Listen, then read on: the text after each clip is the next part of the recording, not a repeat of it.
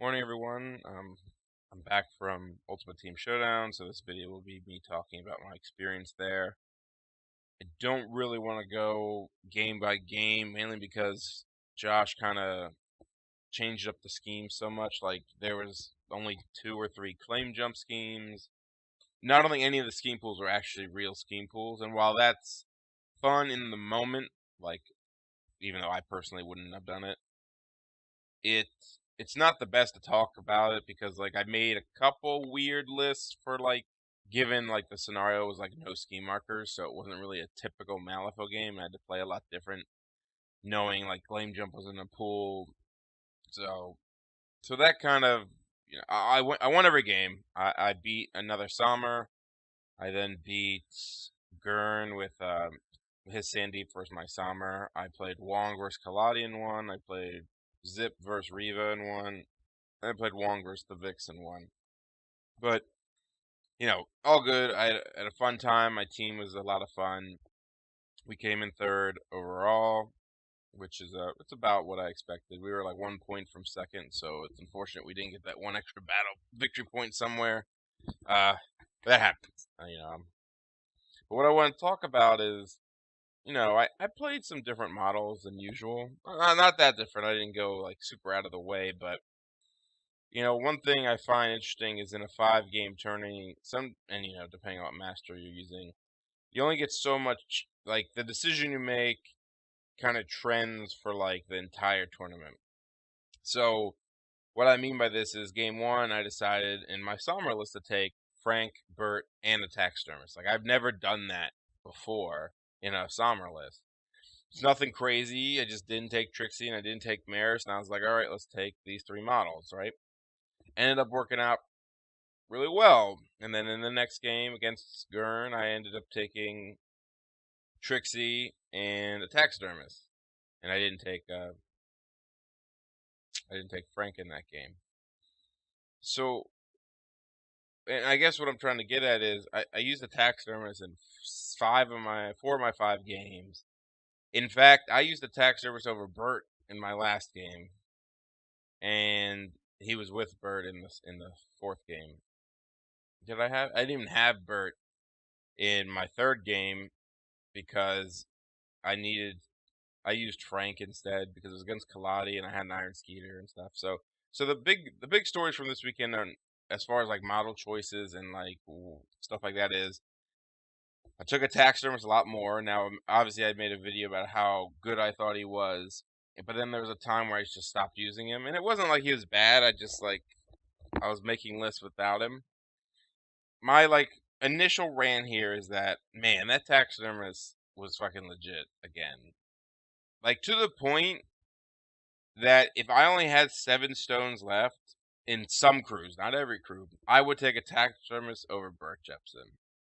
And I'll go and talk about why right now, obviously. So I'm looking at both their cards. We've all know their cards. We've played this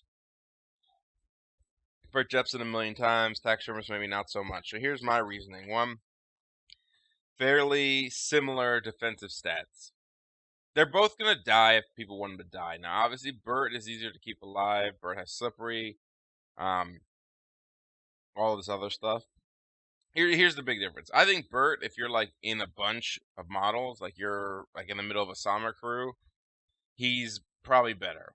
He does more damage on average, and he's harder to kill with slippery and all this other things, right? But on a flank, I think a taxidermist is like 10 times better, and not even he just does so much for his crew, because if you look at attacks, they're both melee 6, so they're both and 1 in range. They both have the same threat range. So if we ignore them getting like beat down, because there's a small window where, right, they're both defense 5. One's willpower 7, one's willpower 4. So there's a risk there. You got to be careful, when you're against willpower based attacks. The attack can get real fucked up compared to Bert Jepson. But overall, 5 defense, 7 wounds, hard to kill, versus 5 defense, 6 wounds, armor 1. If you're doing 2 min damage, I think the taxidermist is probably better. You know what I mean? Like, it all depends on what you're getting attacked by. Obviously, there are times hard kills worse, and if you're getting hit by melee 4s or defense damage 4s, then the Bert's better. If you're getting hit by damage 3s, they die at the same pace. Damage 2s, Bert dies. The more damage you do in a hit, the better Bert becomes, only because he has hard to kill. The point being is they survive roughly the same on flanks. Like, little scheme runners are going to do their thing, but whatever. Alright. They both have 6 melee. They both have 2, 3, 4, right? And so the key is the 2 triggers. One, obviously, Bert gets built-in crit strike, which is pretty nice. I should probably use his other trigger more, but I don't know how it ever really comes up. Anyway, so the taxidermist has 2 triggers. One is a plus damage flip and a corpse marker, and the other one is on double crow. He has one built in. Is you get a stuffed piglet after you kill a model. It's non-peon, right? Enemy, obviously. They were smart and made both of them enemy. So what I like about this is so let's just compare if we're going for damage, right?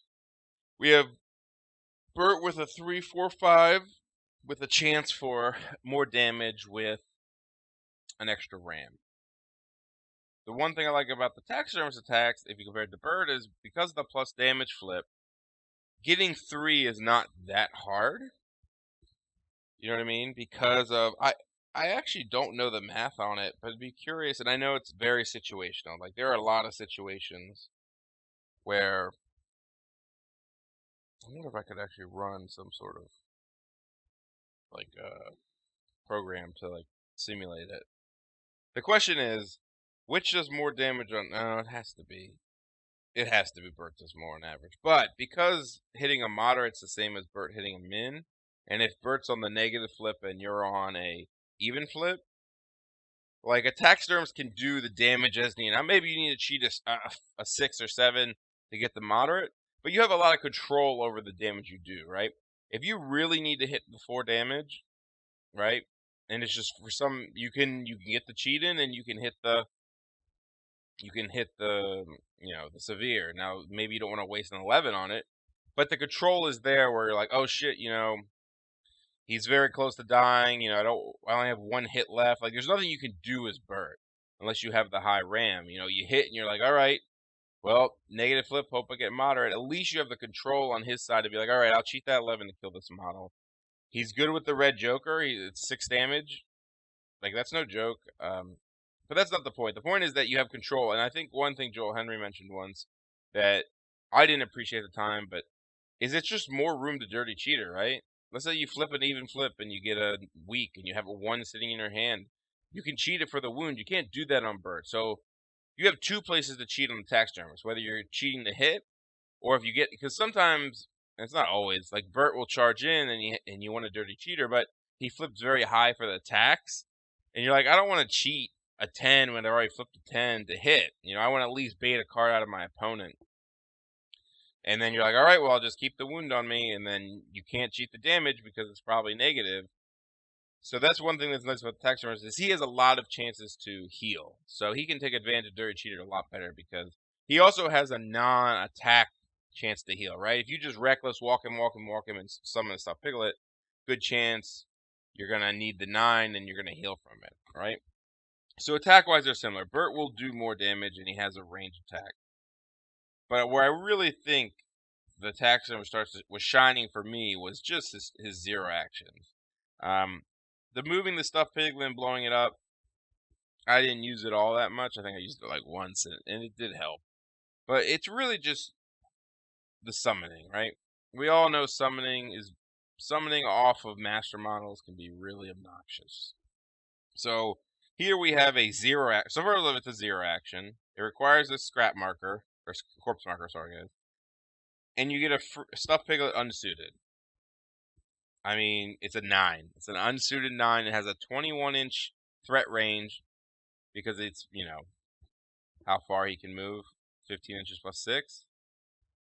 And it's just, in one game, in the game versus Gurn, there's an ice gammon in front of the taxidermist. I charged the ice gammon. I skinned it with my first attack. I cheated a high crow with my second attack. I killed it with the high crow, which turned it into a stuffed piglet. And the first attack gave me the corpse marker I needed to summon another one. So in one turn, for the cost of, yeah, it cost 2 cards, like 11 of crows and like a 9. But I got 2 stuffed piglets. I killed a model and proceeded to make 2 stuffed piglets. Like, that's ridiculous. And then every time he goes in, like, you can always, the nice part is you can always get your corpse marker if you at least hit once. So you don't have to, you're not relying on yourself to kill anything. And 2, it's just a 0, so it's not like it's taking anything. It's a 9. So if you flip, it's easy to flip off the top. You're not wasting like a third. You know what I mean? You're not like flipping a 13 of rams and being like, well, I gotta cheat my 9 of crows or something like that. It just happens. And yeah, it's always worth it to go for. Like, it's not like that imperative. But if you have a 9 chill in your hand, and the 9's like one of those perfect numbers because 9 usually isn't high enough to. It's not a severe for damage. It's not really that high as far as like hitting. It's like one of those like end turn where you're like, okay, like you don't feel bad wasting a 9 to summon a stuffed piglet. Like that feels fine. That feels good. You're like, all right, here's a 9, boom. Same with like a 10. 9 to 10, you don't feel bad summoning off 9s and 10s because it's like, all right, I get my free. Yeah, they're 2 stone models, but they're just everyone thinks they should be more. But the nice part is usually you're getting them summoned in combat, right? You're summoning like where you're fighting, so it's almost like he's bringing more friends to the party. It's like, all right, he's gonna go charge your model, and boom, boom, here now stuffed piglets with him, and now you're not only fighting the taxidermist, who's a 7, he's 8 stones with 30 cheater, but now a stuffed piglet next to you. So even if you kill the taxidermist, you still got to deal with the stuffed piglet, and if he blows up, he could even do a lot of damage. So it's like you just keep getting more models, and I think actually taxidermists are really good in summer because a lot of bayous are always dropped. There's a lot of times like I'm running a bayou next to something, just to hold it up, and then you kill it, and then the taxidermist comes in and summons stuff. It's like the war on like summoning more models just becomes even worse because as you kill bayous, I'm getting cards, and then I'm using a taxidermist to summon more. And go in and pick off people and maybe turn them into stuffed piglets. So I really want to use him more. I mean, there's a thought in my head: is it worth running 2 of them in summer? And I'm gonna say probably not because you're gonna run out of 9s and 10s to cheat to summon. And Bert is still better in like the bubble, right? So he's the kind of model that you kind of run like near the flank. Like he doesn't need to be in the middle. He's going to probably like he doesn't have slippery. There's nothing he's doing that's like you need to be next to all your Bayou Gremlins. Like Bert works really well next to Summer and Bayou Gremlins because he's passing attacks off, and if Summer does the Rams, then he's giving it to Bert. So Bert has min 4, so Bert does more damage to turns. But you're just chilling on the flank. You need a little scheme runner, and I think that's the nice part is, you don't. Like when I was doing scheme running with Swankers, now it's pretty much the same thing, if not more points. But he's just chilling, he's just doing his thing, and if people ignore him, he can like drop a scheme, run in, and then summon a stuffed piglet. Like he has a range where he's still actually quite annoying, but he's like you don't like sometimes you don't feel like dealing with him. I don't know. Playing him, he did great for me, summoning stuffed piglets and being annoying in every game that I used him in. So I used him in a Wong game with Mctavish, 2 Swankers, and like 5 stuffed piglets. It was against the Vic, so I need the stuffed piglets like keep them away from me. But every time one of them died or one of his models died, I just kept summoning more stuffed piglets. So I ended up summoning like 8 during the game because of him. And it's just if you summon 2 stuffed piglets, it's I mean it only took 0 actions and a 9, and he's significant model, and you pretty much it's worth 4 soul stones. It's like half his cost. Like he summons 1 or 2, and he's worth it, right? If he never summoned a stuffed piglet in a game, he's probably not worth 7 stones. He's probably worth like 6, 5 or probably 6.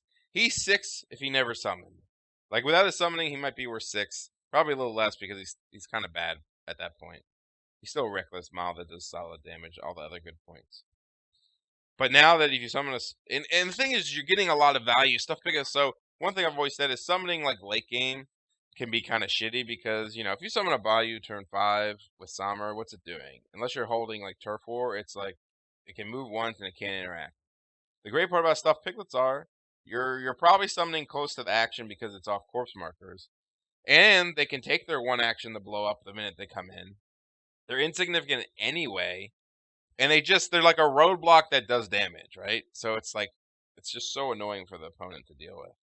So I'm like really jacked up on Taxidermist again. Like, even using him over Bert. Yeah. So I'm just like super jacked up. I think Sommer crews that run like two. So I would run. There's games where I ran Fingers, and I don't think like I was running Fingers and Maris a lot. And Maris is a model I didn't use all weekend, and some of it was because of the weird schemes. There was no claim jump, but even I thought about it in Sommer, right? And don't get me wrong, Maris is great. So I'm not trying to downplay her and say don't play Maris, she sucks. But really, Maris and Fingers together are 16 stones. That gets you a Dirty Cheater model like a Trixie. Trixie has a lot of control, obviously great, especially if you get the crows off and you're pushing people or pulling, dragging people around. But they get you a Taxidermist too, which I guess my point is like when Maris is chilling on the side, her main thing, her best thing she does is drop scheme markers and be annoying and fly, right? The blast stuff, yeah, if you're against the blaster, it helps, but it obviously helps. But that's all she does. Like she doesn't create any like a taxidermist chilling and doing claim jump. Like it's a waste of stones, I think, because normally in Samar you can get enough bayous to go do it yourself. You don't need like a Maris to stay there. And she really doesn't do it that much better because yeah, she can drop for a card, but like a reckless model can do claim jump just fine without her. Does that kind of make sense what I'm saying? I'm saying like her initial card thing is great when you're like running across the board to do like maybe leave your mark or something, but it doesn't have that much like power in the claim jump world because a reckless model can already, if assuming the model's like chilling by itself, it's already can just walk back and forth and drop 2 markers. And then if you don't need to do that, let's say you're the way your opponent deployed and the spacing, you just have this 6-stone model doing what any model could do. Because usually a Bayou can like run over there and do it. Usually you have enough Bayous to just drop a thing. What I'm saying is now you trade that in for like damage potential and summoning potential. The potential to be more annoying if the game goes that route. When I played my first game at UTS, it was against another Samar player, and he took first. It was like a ski marker thing, but he took first mate, Trixie, and Fingers, and I took Bert, Frank, and Taxidermist. I also had a lightning bug because of how expensive his, shit was. What did he have extra? He had to have something that I didn't have. Well, first mate, Fingers was 10 plus hide in the mud. Trixie, oh yeah, he had a lot of upgrades. That's how I got the extra skeeter in there. But those models are, I don't even 9, 10, 8 plus upgrades. So one was 10, one was 11, one was probably 10. He probably had 33 stones in those 3 models, roughly. And that's my lightning bug, my skeeter, and my 3, Frank, Bert, Taxidermist. And yeah, he can run schemes, but they don't kill nearly as well as all my models did. Like Fingers doesn't do shit. And so a Taxidermist went over there, started fighting Fingers with skeeters to help turn off triggers and stuff. And I just, then I started creating stuffed piglets, and they couldn't fight their way out of it because, what do you do when a skeeter's next to Fingers? It can't really go anywhere. Like he can try to disengage, but he's not going to fight. I mean, he does poison. He's going to do 1 damage a turn type thing. So, and then when Bert and Frank went across the board to scheme run, anything that came near him, they would just kill instantly. So, I had the advantage there. So it's almost like if you have all these little annoying bayous to scheme run, and I'm not saying Fingers is bad, and I think there are some situations where he's like too good because he denies the opponent. I think you really got to need him to deny the opponent.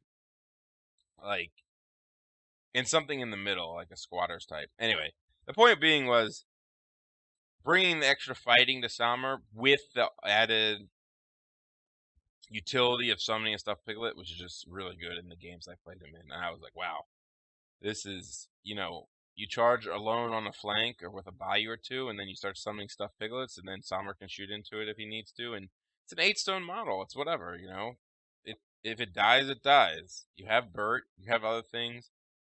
And I'm starting to go that route of, I think my Sommer list is getting fairly,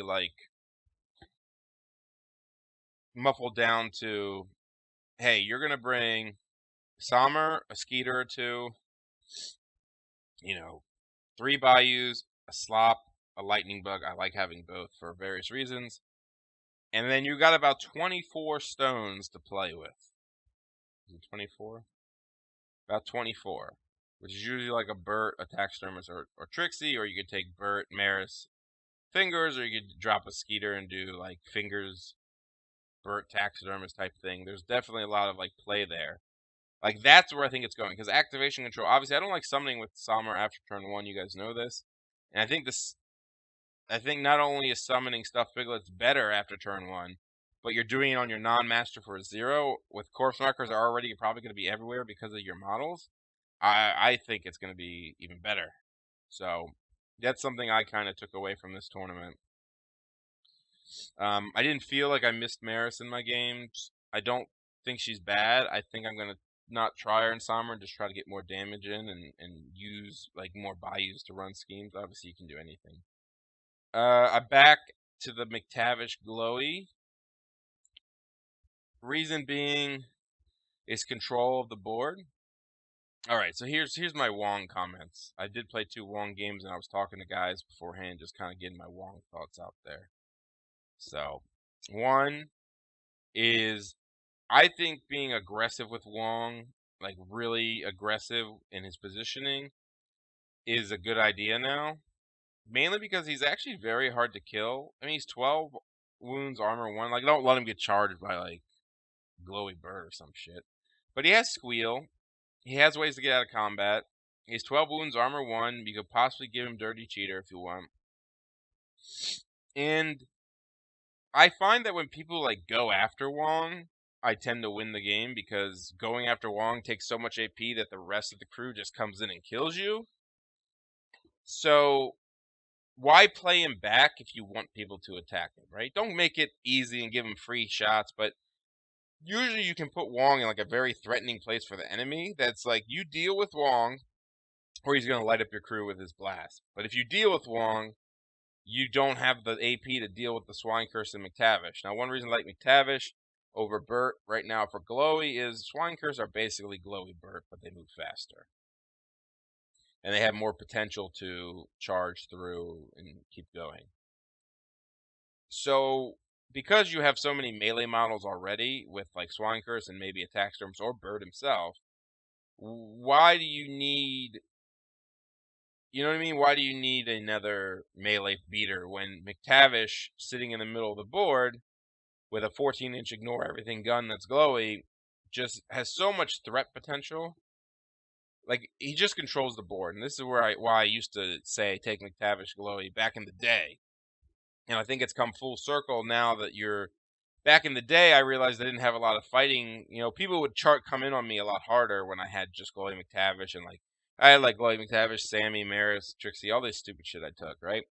So people would really come in on me, and I'd be like, oh man, I wish I had Burt because I'm in combat, melee, min 4 with Reckless, blah, blah, blah. But now I think because of Swine Curse, the game has kind of changed where they can't just rush in on you when you have Mctavish, because the Swine Curse will kill them as well as Mctavish and everyone else. So I think in the Sammy tax, I talked through the whole Sammy thing. The 2 games I took Wong, I don't think Sammy was going to be good. One was versus the Vix, and I think she just got lit up. Even though she's not, if you go first and you can make the Vic not be able to move, it's actually not that bad. But it was Fire Corp, so the Blast of Wong wasn't going to do much. But I do think there is not a call, but a reason to take Sammy nowadays. You can only funnel so many cards into your Wong crew, right? he doesn't have inherent card draw. And if you take the Cranky combo, and I'm whatever about that right now. I feel like Cranky is 4 stones. He's very close to just being a damn beater mall. Right? I mean, he's not that close, but he's close enough for me. But just having Sammy, one, the potential to turn ski markers into stuffed piglets is always good.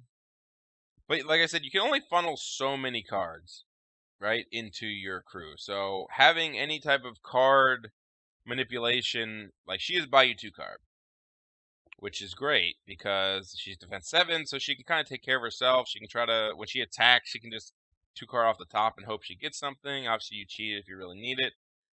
It does open up Wong's possibilities with Gremlin Luck a little bit more, but when I was taking the crews of like 2 Swankers, Bert, Mctavish, Frank, I was just like, I have 5 models that need cards, or they're glass cannons, right? If you have 5 glass cannons, for the most part, you need a lot of cards to guarantee when you charge in it's going to do something. So Sammy is more of a multiplier where she makes Wong's attacks better. She kind of chills and can drop ski markers, and you're not feeling too awful. She holds the glowy. There's just a couple reasons where I wouldn't take her all the time, but I don't think I'm going to start trying her again. I also used Iron Skeeters again, which did actually pretty well for me in both games, probably helped me win. It's this whole idea again of a multiplier, right?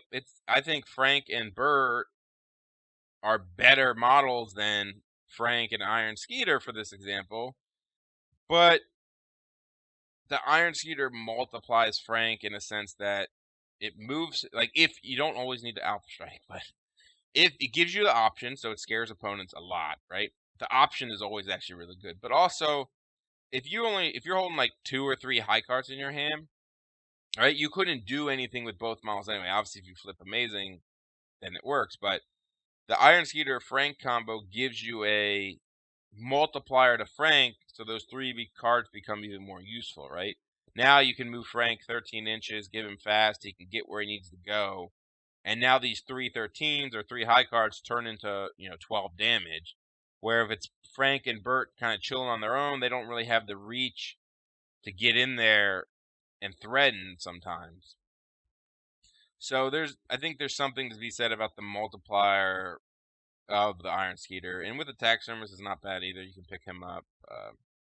I'm still not 100% sold on Iron Skeeter all the time, but I think there are some situations where the threat of it is just really good, and I look to people to try not to maybe not abuse the threat, but some people, like, if the enemy shuts down the threateningness of it, like all you're gonna get is like 1 charge with Frank. Like, you're gonna move him fast, reckless, and then charge, like move 10 inches and charge. It's probably not worth it. Right there, you can always hold it back. Like, I feel like people don't realize you can just reposition him with the Skeeter, drop a ski marker or 2, and you don't have to turn 1, blow your load all over somebody. So I think I'm gonna try to maybe work one into my list. I see how it goes, because after the fact, they're not bad at running schemes and like picking up Frank in combat. They can do some stuff. Did I learn anything else this weekend? I used the first mate. He was fine. I didn't love him though. I finally had a game with Zipp, who he just ran in and was obnoxious. I actually think I'm gonna go back and try more Zipp games, because obviously him as a master is very, very annoying for the enemy. And I'm thinking if I run him more like Wong, and maybe even use the Swine Curse and stuff, like, he could do some real good stuff. I think the biggest missing potential for me when it comes to like Zipp lists and maybe lists in general is not including more lightning bugs. I tend to go for like the 7-stone models, and I really, really think lightning bugs are amazing. And I think having 1 or 2 in a Zipp type of list as pseudo scheme runners and just being obnoxious and being 5-point reckless model is potential I don't really take advantage of, and I want to do that. Because, like, fuck the first mate sometimes. He was good because he was my entourage target. But, like, really, like, 2 lightning bugs has to be like better than the first mate. Has to be. Because yeah, I feel like it has to be. Right? How many points did the first mate? Be 8? I think he's 8. He's 9? Fuck that. 2 lightning bugs have to be better, right? So that's kind of what I took away from Zipless. I want to add in lightning bugs. I don't think Zipp is. I don't think Bert's a must anymore. I think he's really good in like summer because you have all the stuff to like keep him alive. But if you're not multiplying his movement or keeping him alive somehow, like his threat range in theory is kind of hampered. At least the taxidermist can like when he gets the charge, he can start creating stuff Piglet. So I think if you're not glowing Bert, there's a debate between him and the taxidermist depending on what you're going against. Not sure how I feel about non-glowing Mctavish, like Zipp list. It might be useful. He can because Zipp can annoy people and you can charge in. I don't know. Zipp is just really cool because he can like fuck with everybody. And the one game I used him was more of a schemey type game where Zipp did his job, but Wong probably actually would have been better in that particular matchup. It's funny when I don't take Wong. Wong probably would have been the better one to go heads up and beat face, but Zipp worked out. So I kind of want to use it more and see how that goes. But yeah, that's what I took away from this weekend. We had fun. Taxidermist thing was really not eye-opening, but just like, hey, I think I should use him a lot more, and I want to try to I'm going to try to make some more lists with lightning bugs in it. I have a tournament in 2 weeks, 4 games, the local one, so we'll see how that goes. Thanks for listening.